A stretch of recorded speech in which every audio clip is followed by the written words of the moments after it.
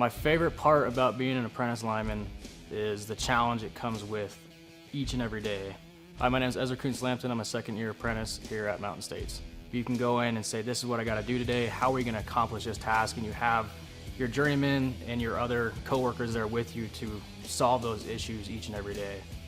Before I joined Mountain States, I was in the military. I was in the Navy, deployed over in Japan. I came back home and I worked sewer technician for about 2 years, and I actually had a buddy of mine. He was a journeyman lineman at the time, and he told me all about the trade, and I had never really heard about it. You know, you just drive along the side of the road and there's power lines there, but you never really questioned how do they get there and what work is involved in it. So he told me to just go down to the local union hall, sign the books, and get started.